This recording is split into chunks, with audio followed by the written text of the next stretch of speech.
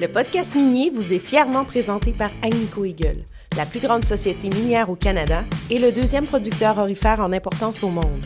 Ensemble, on vous fait découvrir toute l'énergie, la passion et les coulisses fascinantes du monde minier.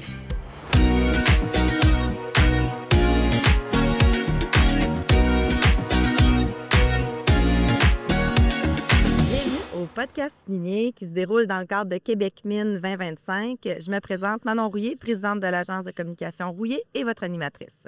Dans cette édition, mes invités sont deux dirigeants de l'entreprise Vallée, Jean-Daniel Genet et Benoît Vol-Darvaux. Bienvenue, messieurs. Merci de l'invitation.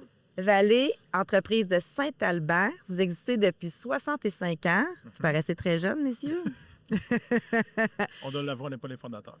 Quand on parle de Vallée, on pense chariot élévateur, des monts de charge, plein d'accessoires que moi, mon agence, c'est sûr, j'en aurais pas besoin, mais ceux-là qui écoutent probablement des bras de manutention, des grattes de neige, des manipulateurs de pneus et j'en passe. J'ai bien fait mes devoirs sur votre site web. Oui, quand même. Fait qu'aujourd'hui, on va plonger dans plusieurs sujets avec vous, l'innovation, les travailleurs étrangers, le reprenariat qu'on va discuter aussi, puis tout ce qui est en lien avec le leadership. On va avoir du fun. Yes.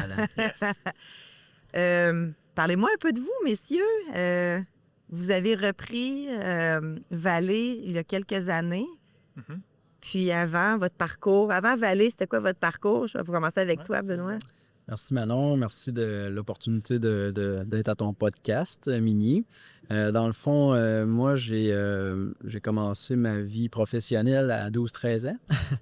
Dans le fond, je travaillais pour Vol Incorporé, qui était des souffleuses à neige, puis qui était dans ma famille, tout ça. J'ai appris à travailler de mes mains à ce moment-là. Mais c'était pas illégal de travailler à 12 ans, cette entreprise-là? 12, 13, 14 pas ans. nommé, moi. 12, 13, 14 ans.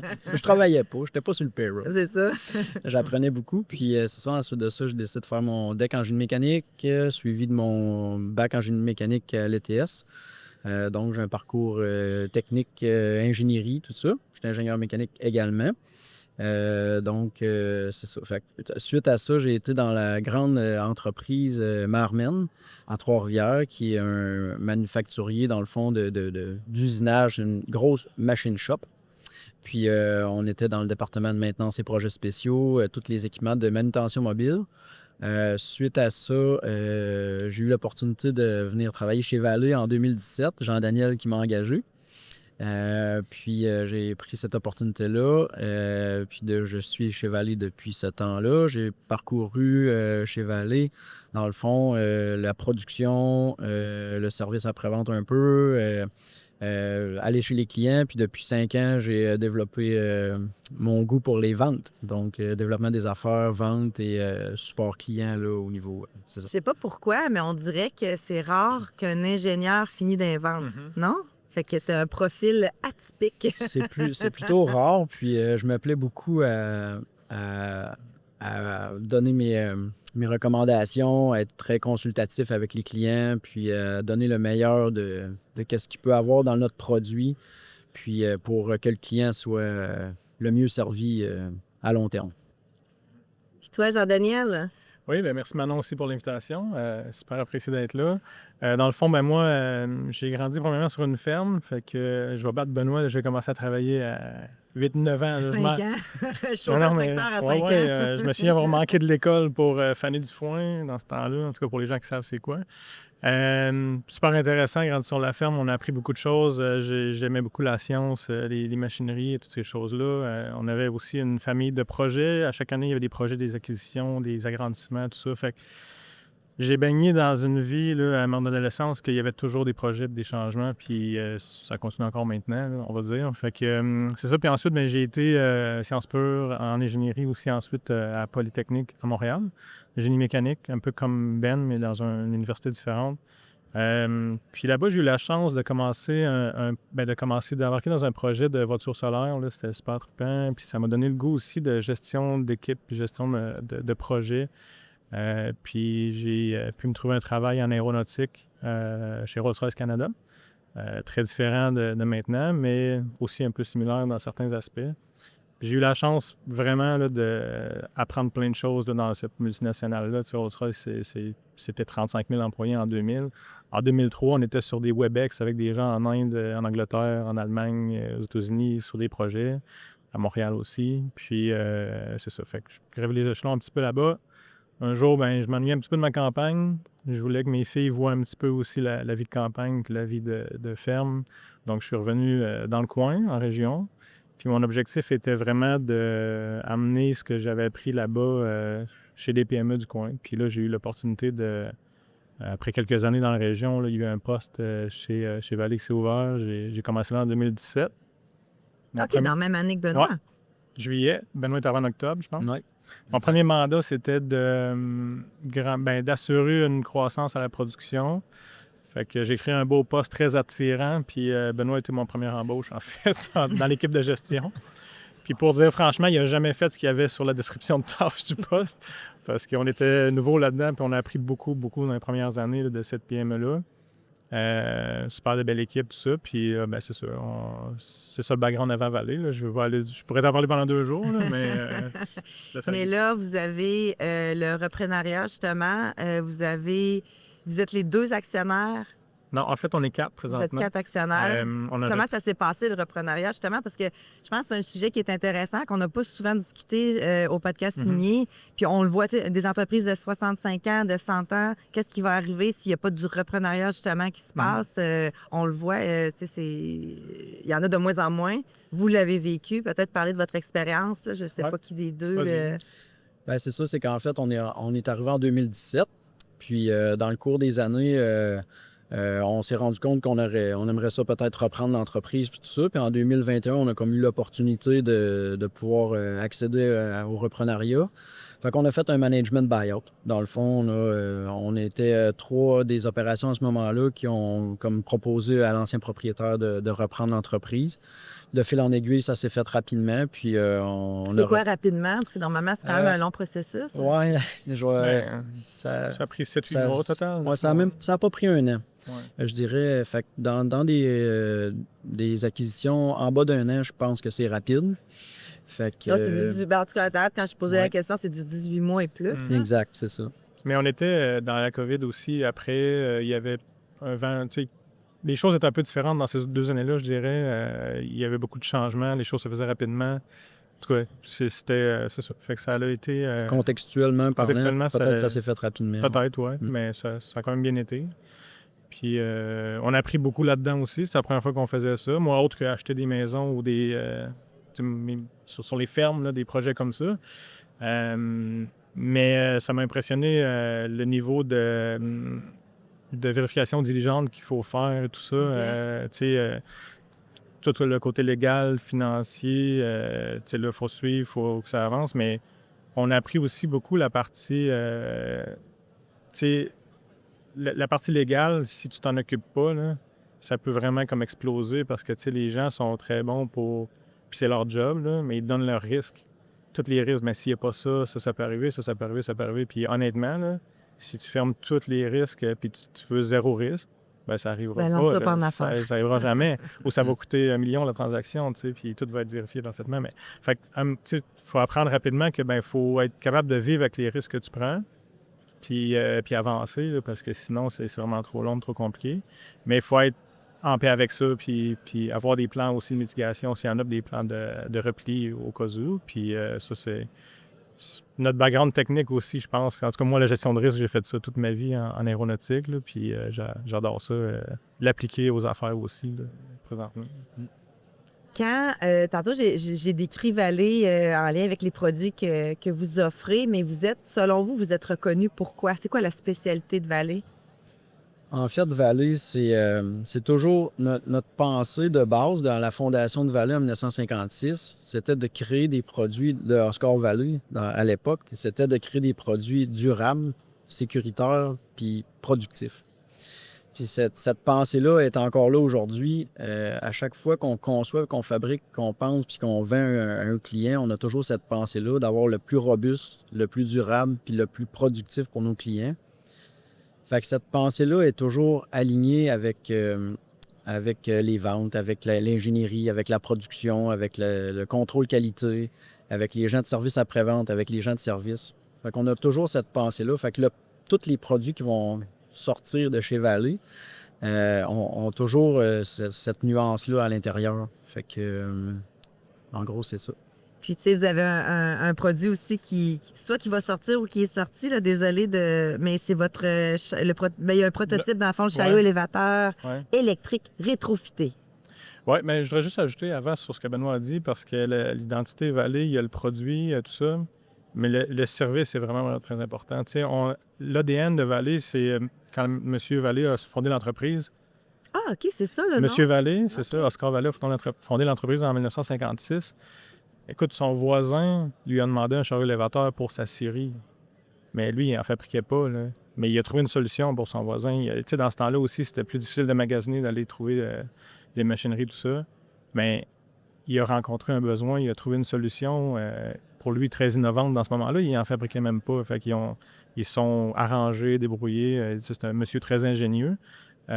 Puis c'est ça. Puis ça, c'est resté dans l'ADN, je pense, jusqu'à maintenant. Puis on veut que ça continue. C'est quand il y a des problématiques plus compliquées qu'on n'a peut-être pas la solution standard, bien, on la crée. Puis ça permet aux clients d'avoir des solutions adaptées puis d'être plus efficaces dans leurs opérations, d'être plus rentables. Puis ils savent que c'est des produits robustes qui sont souvent surdimensionnés, over-engineerés aussi, puis ils vont durer longtemps. Puis, fait que l'ADN de M. Vallée, après 65 ans, est toujours là. Oui, ben, je le pense. Honnêtement, de les histoires qu'on a entendues, je le pense honnêtement, puis on en est bien fiers de ça aussi. Est-ce que c'est quelque chose que, quand je suis allée voir sur votre site web, je n'ai pas vu Oscar Vallée, fait que je ne savais pas, moi, ce bout-là, mais si c'est pas là, je pense que vous devriez ajouter... C'est ça qu'on veut quand on visite une entreprise, on va sur son site web ou autre. Oui, il y a les produits, mais on achète l'humain à deux produits égaux. Qui t'achète l'humain? La personne que tu as une relation, que tu as senti quelque chose, puis c'est une belle histoire. Je trouve ça le fun. C'est un bon point. On avait un projet de mettre un timeline, là, une file du temps, puis effectivement, il faudrait peut-être mettre plus de pression là-dessus. Puis là, avec le... Je peux vous aider? Oui, c'est ça. Merci. Avec, justement, dans cette thématique-là d'innovation, puis de créer des nouveaux produits, services, il y a le chariot élévateur que vous travaillez présentement. Ça change un peu la game? C'est quelque chose qui existe déjà sur le marché? Bien, écoute, premièrement, les produits Vallée, on est les seuls à avoir des chariots élévateurs 4 roues motrices articulés. Ça n'existe pas vraiment. Donc, la personne qui a ce besoin-là puis qui se rend compte que c'est plus efficace pour lui d'avoir ça, bien, on est pas mal la seule solution. Puis là, l'électrique, bien, ça existe encore moins. Puis, ce qu'on veut, c'est justement offrir aux clients un produit qui est tout aussi durable, un Vallée comme on les connaît, mais qui va pouvoir avoir, c'est ça, une source d'énergie électrique, donc renouvelable, tout ça, diminuer leur GES. Puis un payback intéressant aussi. Là, présentement, on travaille sur un prototype qui va être disponible là, en essai pour nous en janvier. Pour notre premier client, sûrement, là, on a un client qui a embarqué dans le projet avec nous, qui est Cyril Saint-Michel, dans le domaine du bois. M. Champoux, qui est très visionnaire, très avant-gardiste. Ça fait 2-3 ans qu'on travaille sur ce projet-là ensemble. Bon, les conjonctures économiques font que ça l'a ralenti cette année, mais on a quand même réussi à trouver une solution pour l'avancer. Puis lui, pourquoi il est allé vers? C'est-tu lui qui a eu la demande puis vous l'avez fait pour lui? Un peu des deux. On a une relation quand même intéressante. Là. On s'est connus dans une discussion corsée, on va dire. Mais ça fait créer un bon lien. Puis lui, je pense que sa vision, c'est d'avoir une entreprise le plus verte possible puis d'aller vers les nouvelles technologies. Fait que les chariots élévateurs qui bougent les paquets de bois entre les étapes de production, là, le rabotage, le séchage, tout ça, bien, il y en a 3-4, puis il voudrait que ça soit juste électrique. Puis il y a même déjà électrifié, il y a plusieurs années, c'est séchoir à bois. Fait que, puis il y a beaucoup de séries là, qui font ça. Fait que il veut continuer dans la même veine. Puis il l'a vu que ça a amélioré les choses déjà quand il a électrifié d'autres parties de ses opérations. Fait que il voudrait aller plus loin là-dedans. Puis nous, on avait aussi le désir de développer ce produit-là. Fait que c'était un partenaire quand même idéal côté, avec sa vision. Puis il comprend aussi qu'il va y avoir des ajustements. Il faut que tu charges le véhicule, il faut que l'opérateur s'adapte aussi à l'opération. Puis les gens de leur équipe sont très ouverts d'esprit aussi à embarquer avec ça. Fait que ça faisait un partenaire parfait. Fait que là, on prévoit l'an prochain l'avoir d'être disponible pour lui. L'an prochain, 2026. 2026, dans quelques mois. On va faire quelques mois de rodage pour s'assurer. On veut vraiment que ça soit parfait, que ça aille bien. Puis ensuite, on est déjà en prise de précommande là, pour des gens. On en discute avec d'autres clients aussi. Mais ça doit être très, très, très... Tu sais, je veux dire, pour le secteur minier, ça doit être quelque chose qui va être en demande, veux pas? Pour être franc, on commence à développer le marketing aussi, à aller faire du démarchage dans le minier. Parce qu'on veut être sûr que notre solution est correcte avant d'aller trop loin. Mais tout de suite, là, les avantages, c'est l'électrification. Nous, nos produits, comme eux, ils ont souvent besoin de manipuler des choses, de la logistique, c'est super important pour eux. Fait que de l'avoir en version électrique, ça te permet de diminuer ton empreinte carbone beaucoup. Puis le payback qu'on s'attend, c'est 2-3 ans. C'est pas une affaire que ça va coûter 10 ans de payback à cause du coût d'acquisition.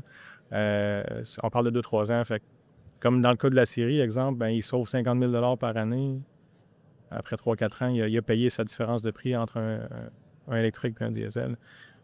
Puis ensuite, nous, c'est une première étape qu'on va aller avec ça vers de l'autonomie là, aussi pour la suite. Fait que c'est une étape logique là, d'aller dans un produit plus technologique. L'autre chose que je voudrais ajouter, c'est qu'en plus, on a trouvé une solution pour le faire en mode rétrofit. Ça, c'est super intéressant parce que les gens qui ont des produits existants à Vallée vont pouvoir nous emmener leur véhicule à l'usine. Puis normalement, ils reviennent pour une réparation majeure. On va refaire le moteur, la transmission pour donner une deuxième vie. Tu sais, les Vallées, ça dure 30-40 ans. Là.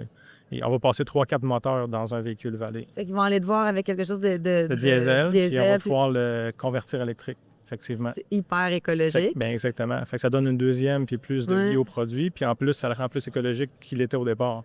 Fait que, puis la rentabilité du client va être décuplée aussi parce que son coût d'acquisition va être moins grand que d'acheter un véhicule neuf. Il achète la modification, il repart avec ça. Puis selon moi, son payback va être encore plus rapide. Fait que ça aussi, on va le mettre en marché l'an prochain, là, cette modification-là. On avait parlé aussi dans pré-entrevue des véhicules autonomes. Vous en êtes où par rapport... En fait, dans le véhicule autonome, c'est sûr que dans la partie électrification, ça nous apporte aussi différentes sphères d'aller chercher de l'autonomie. Puis on travaille maintenant à différents capteurs pour être capable de justement débuter la prise de données. Parce que la prise de données, puis tout ça, c'est super important à la base pour justement faire de l'autonomie éventuellement. Il va y avoir des phases de semi-autonomie pour commencer, là, parce qu'on ne peut pas faire des véhicules autonomes de 0 jusqu'à 100 instantanément. Fait qu'il faut gravir des marches là, technologiques. Puis l'application avec nos clients aussi peut être un peu difficile parce qu'on est dans le tout-terrain articulé. On est souvent à l'extérieur. Fait qu'on est dans des conditions très difficiles normalement. On n'est pas à l'intérieur souvent. Fait ce qui apporte son lot de défis, là, je vous dirais. Là. Fait que, mais on est là-dedans.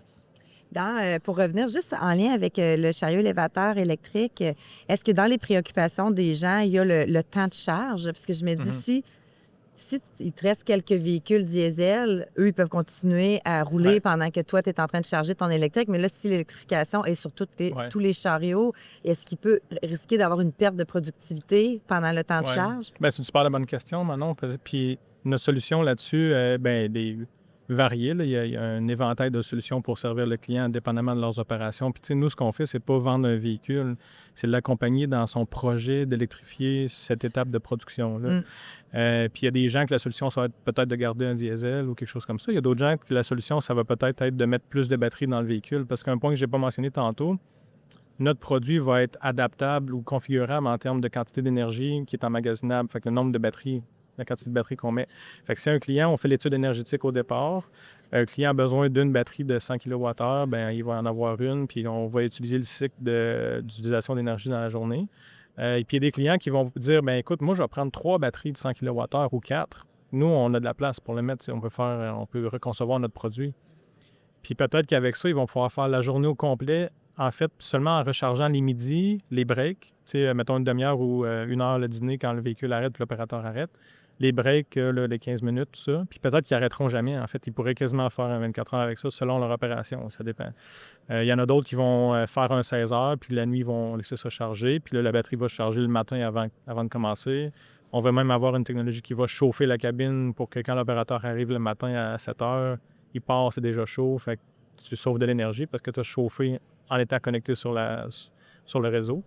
Fait que c'est toute la solution à l'autonomie, c'est une variété de solutions. Là, c'est de voir le besoin du client encore une fois, puis de saisir la meilleure solution pour eux. Là. Vous êtes quand même dans un univers assez compétitif. Oui, vous vous démarquez, vous avez des produits que les autres n'ont pas, mais il y a quand même d'autres produits sur le marché, c'est compétitif. Comment vous réussissez à vous démarquer à travers tout ça? La manière qu'on se démarque, c'est qu'en fait, on est beaucoup dans l'accompagnement puis dans la valorisation de la valeur que Value va avoir avec le client à long terme. Fait que c'est souvent pas un produit, c'est souvent pas une consommation directe, c'est beaucoup plus comment je peux quantifier la valeur, le différentiel avec les produits qui existent sur le marché qui pourraient faire le travail, mais qu'ils ne feraient pas complètement. Fait que le différentiel de valeur, ben c'est justement, comme Jean-Daniel disait, dans les véhicules, puis dans les fourches, les porte-fourches, tous les accessoires qu'on a, c'est souvent justement le différenciateur dans le prix, souvent, dans la durabilité, dans les diminutions des coûts de maintenance. C'est ça, c'est qu'on accompagne avec ça.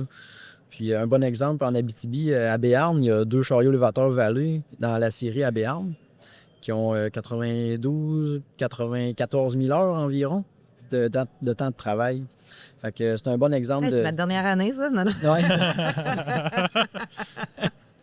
de durée de vie. Fait que c'est impressionnant. Fait que quand tu fais un calcul de ROI, c'est garanti que quand tu calcules, c'est sûr que tu es avantageux de prendre un Vallée. Souvent, c'est construit aussi pour être réparable facilement par des gens de maintenance qui connaissent des gens diesel ou des trucs comme ça. Fait que la complexité de se connecter sur nos véhicules ou faire les entretiens, tout ça est tout pensé en fonction des 65 dernières années avec Value parce que les techniciens routiers nous ont appris des choses, nos clients nous ont appris des choses. On a réintégré tous ces besoins-là, ces petits pains qu'il y avait, bien, on les a corrigés au fil du temps. Fait que ce que ça fait, c'est que c'est plus rapide à entretenir, c'est moins coûteux. Puis tu as un retour sur investissement garanti avec les années. Agnico Eagle est fier de présenter le podcast minier. Avec cet engagement, on poursuit notre mission.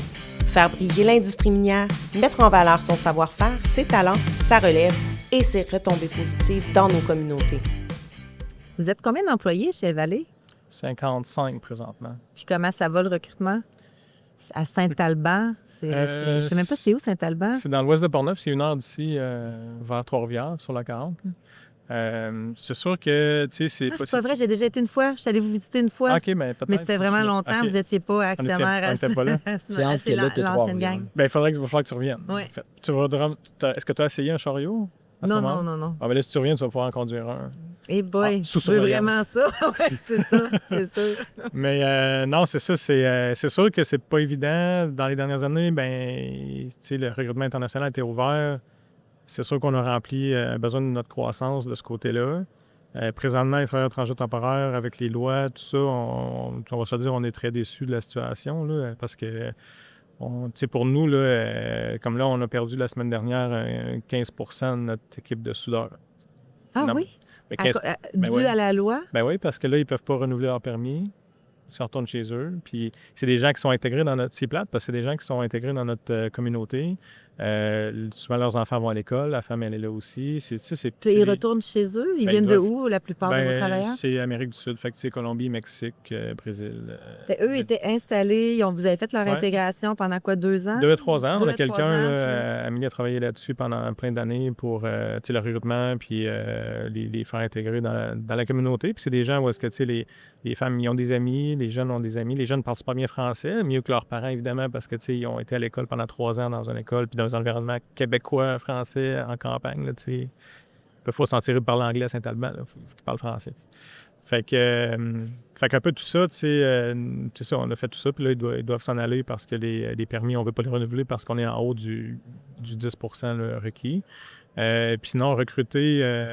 Mais là, tu vas faire quoi avec le 15 % que tu viens bien, de on est faire? en train...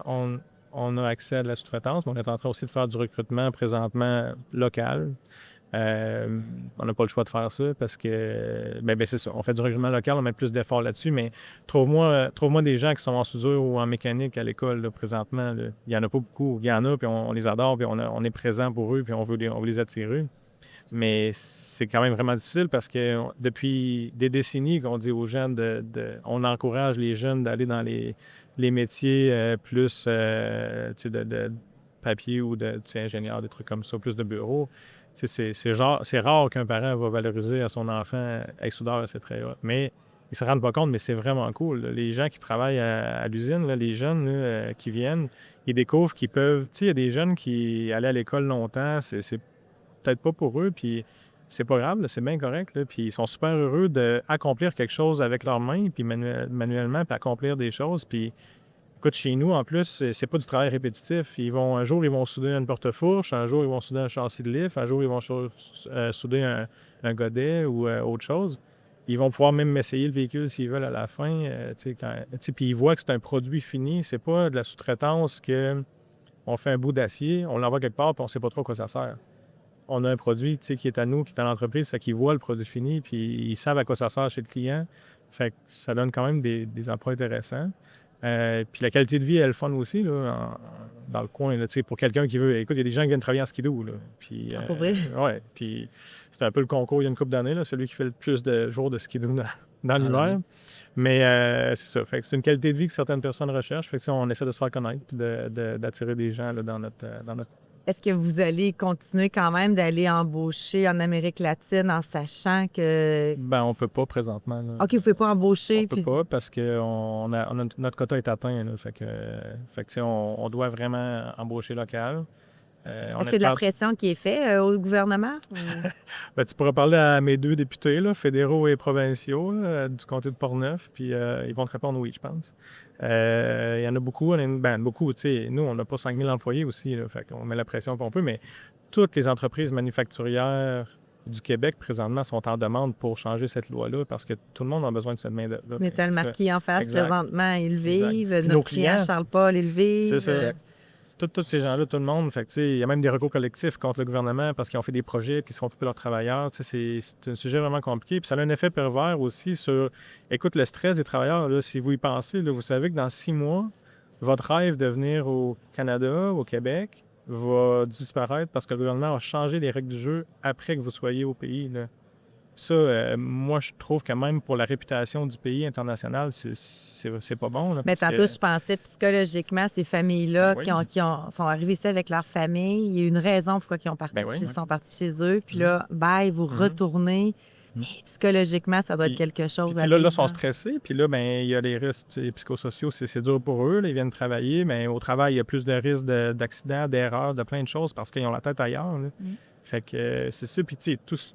On en parle avec eux, puis on leur dit OK, qu'est-ce qui se passe? Leur réponse, c'est écoute, tout ce que je veux, c'est le meilleur pour ma famille. C'est ça qu'ils veulent. Puis, c'est ça qu'ils veulent trouver. Mais là, il y en a, puis, en tout cas, c'est ça. Il y en a qui cherchent plein de solutions. Puis, je sais qu'à certains endroits, ça va mener à des situations illégales, c'est sûr et certain. Là, que dans certains endroits, là, il y a des choses qui se passent qui ne devraient pas se faire pour les garder quand même, puis tout ça. T'sais, nous, on ne veut pas embarquer là-dedans, mais écoute, il y a même des gens qui le conseillent. Là. Parce qu'ils disent il n'y a pas de solution. Fait que c'est plate un peu, mais il faut vivre là-dedans. Là. Ouais, ces gens-là sont tous intégrés chez nous, hein, les familles, les enfants, le village, les maisons. On a même acheté des maisons dans le village pour les loger. Eux autres, ils vivent là depuis 2-3 ans. Fait que c'est très difficile au niveau humain, là, ces familles-là. Les femmes, les enfants, les amis à l'école, tout ça, ils voient que peut-être que leurs amis ils vont partir. Fait que, la réalité manufacturière en région est probablement différente que les villes. Puis il y a un point important aussi à ajouter que les gens ne réalisent pas, c'est que les travailleurs de production, là on est des travailleurs étrangers qui sont là, mais pour chaque, on va dire, 5-6 personnes de plus, parce qu'on a une bonne croissance, là, on a des ventes, on est capable d'aller chercher ce volume-là. Puis c'est notre objectif de faire grandir l'entreprise pour la rendre plus pérenne, plus stable, puis plus qu'elle prend la place qu'elle peut avoir. Mais ces travailleurs-là, là, quand ils sont en production, là, ils créent de la job pour peut-être un ingénieur de plus, un vendeur de plus, un gars de service de plus après, qui eux, c'est des gens, des résidents, c'est des citoyens canadiens, québécois qui sont ici depuis toujours. Fait qu'ils créent de l'emploi aussi de par leur présence parce qu'ils font partie d'une chaîne, ils complètent la chaîne de création de valeur pour le produit. Mais si tu enlèves ces maillons de la chaîne-là, tu peux pas faire le produit. Fait que les autres personnes autour, ben il y a moins d'emplois qui se créent pour eux aussi. Fait que, tu sais, dans la situation qu'on est de guerre tarifaire, ben c'est vraiment plate d'avoir un endroit, tu sais, on a des contrats, puis là, on se fait enlever les travailleurs pour remplir cette chaîne de création de valeur-là, puis faire ces solutions-là, tu sais, c'est... Comment qu'on... Tu sais, il y a l'entreprise, il y a l'innovation, là, vous vivez avec cette nouvelle loi-là, ça fait une charge mentale énorme, émotionnelle aussi. Comment vous faites pour gérer tout ça? J'ai pas la moitié de tous vos dossiers, puis je me dis, tabarouette. Ben, c'est sûr qu'on a un très, très gros travail d'équipe. Chez Valeo, on se partage beaucoup de responsabilités, chacun par nos tâches. C'est ça, on a beaucoup de discussions avec les entrepreneurs locaux, avec des gens qu'on rencontre, des gens comme toi, Manon. Pour vrai, ça nous aide ben, on écoute les podcasts aussi, puis on voit un peu que la réalité entrepreneuriale, elle peut être est vécue différemment de chacun, mais de pouvoir en parler, c'est ce qui fait qu'on n'accumule pas à l'intérieur. Puis comment qu'on vit ça au jour le jour, ben, c'est qu'on a beaucoup de discussions, ben, tu sais, Jean-Daniel et moi, ou les associés, ou tout ça. Fait que de se partager nos réalités, puis ne pas avoir peur de dire vraiment ce qu'on pense, puis d'être transparent avec tout ça. Avec nos clients aussi, j'ai beaucoup de communication avec mes clients, puis les clients, ça devient pratiquement des amis. Ça devient des relations avec qui on parle tous les jours, pratiquement plus souvent qu'avec nos enfants, notre blonde, notre famille. Ça fait 2 mois que j'ai pas vu mon chum. C'est ça.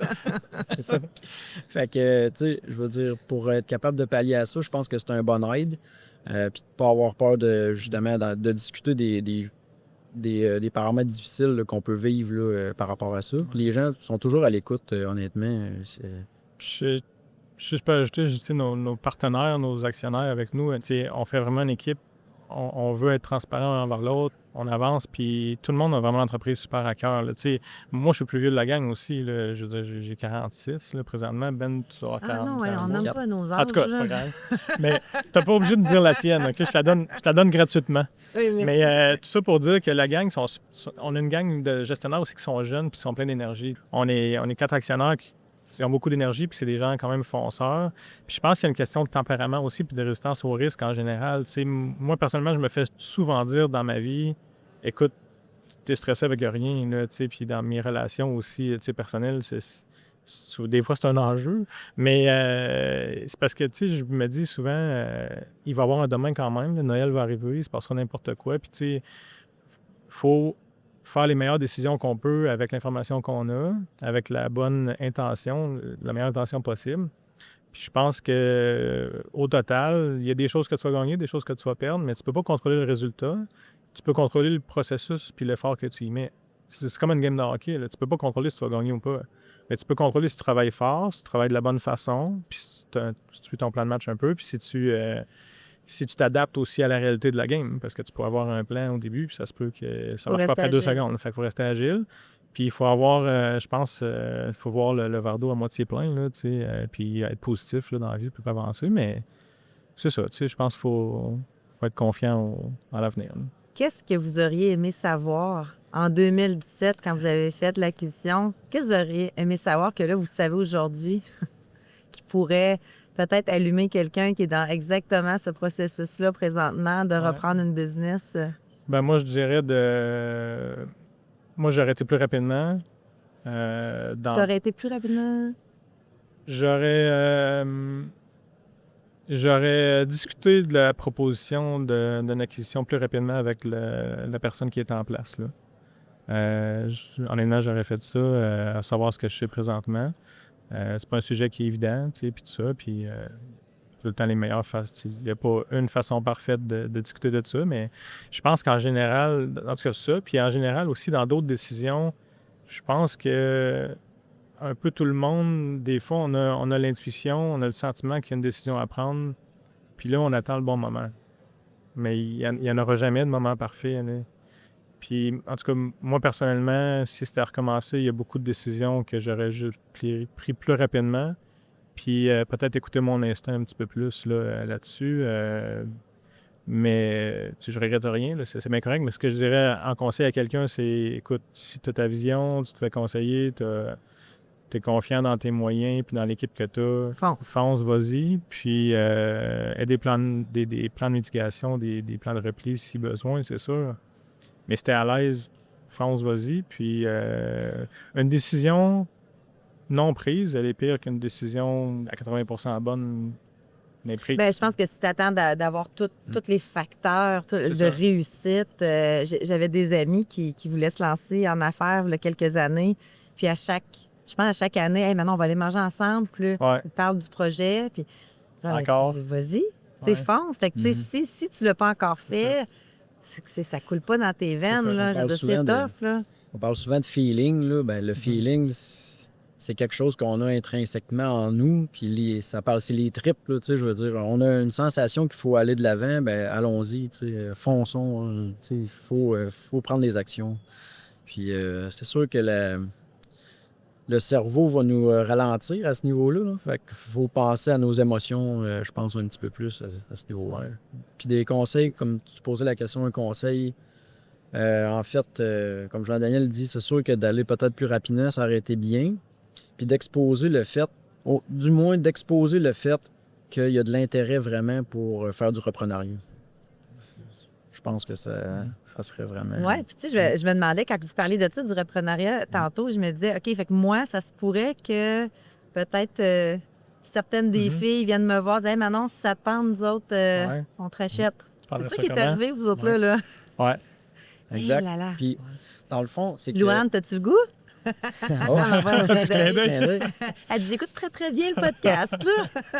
Puis, tu sais, c'est un cycle. Tu sais, l'entrée est là, mais la sortie est là aussi. Fait qu'il faut préparer la sortie dès l'entrée. Fait que c'est bien important de penser à ça rapidement parce qu'on ne sait jamais qu'est-ce qui peut arriver. Avez-vous déjà votre plan de match de fait pour la relève? On a quelques scénarios. Oui. Disons, oui. En tout cas, moi, dans ma tête, on a ça. On n'en discute pas tout le temps. Vous voulez qu'on en parle là? on peut en parler de façon très générique. Tu vas se plate, je pense. Vallée 2030, ça va être quoi? Oui, Vallée 2030. Moi, je te dirais, là, ce que je vois... On est dans le sud. Oui, c'est ça. Non, mais ce que je veux voir, c'est une entreprise qui a un peu plus pris sa place dans le marché là, en amenant les technologies, tout ça, puis en étant plus à jour que présentement. Je pense il y a eu des années difficiles, les années 2000 jusqu'à 2015-2020, puis on veut rattraper un petit peu ce retard-là. Présentement, on est bien placé, mais en 2030, ce que je voudrais voir, c'est qu'on a repris, on était en bonne place côté technologique, tout ça, mais aussi voir une entreprise qui prend sa place dans la communauté. Peut-être qu'elle serait implantée à d'autres endroits aussi qu'à Saint-Alban à ce moment-là, on ne sait pas. Mais qu'elle prend sa place dans la communauté, puis voir que c'est un bon citoyen corporatif, que les gens ont des bonnes conditions de travail, qui aiment ça venir travailler pour l'entreprise, puis qui voit que l'entreprise redonne à la communauté aussi. Pas juste là, localement, mais redonne aussi pour influencer, ne serait-ce que même le côté santé-sécurité, les règlements. On fait du levage mobile, c'est un domaine qui est réglementé, mais on veut l'influencer aussi pour améliorer ces choses-là. On travaille des fois même avec des entités gouvernementales là-dessus, puis on veut prendre notre place. Qu'est-ce que tu veux dire, on travaille avec des entités gouvernementales? Bien, on essaie d'être un acteur pour amener notre expertise en solutions de levage, puis de dire, écoutez, des fois, on voit des situations qui pourraient être améliorées côté risque sur les gens qui travaillent avec des équipements de levage. Puis on aimerait, on travaille pour être le plus possible un peu leur conseiller ou leur dire qu'est-ce qui est possible de faire en termes de technologie. Parce que, tu sais, pour faire une loi, tu peux pas faire une loi qu'il n'y a aucune... tu peux faire une loi qu'il n'y a aucune solution à ton règlement. Je veux dire, si tu fais une loi que toutes les autos doivent voler demain, bien, ça ne marchera pas. Fait que souvent, d'améliorer la santé et la sécurité, ça va être de pair avec les acteurs de l'industrie, puis les entités, justement, gouvernementaux, tout ça, mais on veut prendre notre place dans le levage mobile au Québec. S'il y a des réglementations à changer, à améliorer pour que ce soit à la fois plus rentable pour les gens, mais aussi plus sécuritaire, on veut prendre notre place là-dedans parce que nous, on connaît les chariots élévateurs de A à Z. On sait c'est quoi les compromis de conception d'un chariot élévateur. Mais il n'y a personne d'autre au Québec qui a cette expertise-là. Fait que c'est à Fait vous autres d'aller éduquer peut-être. On est capable, c'est ça, de dire, ben oui, si vous voulez faire tel règlement, on pourrait, Est-ce que les c'est entreprises vont être considéré capables. du lobbying? Ben, moyen, là, je pense pas. Je pense que c'est plus d'être, il y a un nom là, précis, je me souviens pas, mais c'est comme un conseiller technique ou expert technique dans un champ là, de compétences, qu'eux, ils prennent les inputs de l'industrie pour améliorer leur réglementation. Fait que prendre notre place là. Fait que, tu sais, en 2030, j'aimerais qu'on ait pris cette place-là à la fois, puis aussi continuer d'être un bon citoyen corporatif, citoyen dans la communauté. Parce que je pense que c'est ça l'objectif d'une entreprise. Là. C'est pas juste de faire des profits, puis d'être là, puis d'exister. Là. C'est de retourner à la communauté de différentes façons. Il y a plein de façons de le faire. Là. Puis je pense que c'est important. Puis en tout cas, ça nous tient à cœur, là, je pense, de faire Puis une croissance organique ou une croissance par acquisition? ça. Un peu des deux, je te dirais. Là. Ce qui va être le mieux. Exact. Puis présentement, ben, pour nous aider dans Avis notre... aux intéressés qui écoutent. Exact. Puis pour faire du pouce sur ce que tu dis, dans le fond, pour aider la croissance là, pour 2030, on a développé des représentants commerciaux pour nous aider justement à diffuser plus le produit, le service Vallée. Fait qu'on s'est implanté en Abitibi avec équipement TNO, puis location Amos. On est aussi à Terre-Neuve-Labrador avec NLS qui est là-bas. En Ontario avec deux autres représentants commerciaux qui sont Borgford puis Martin's Lift.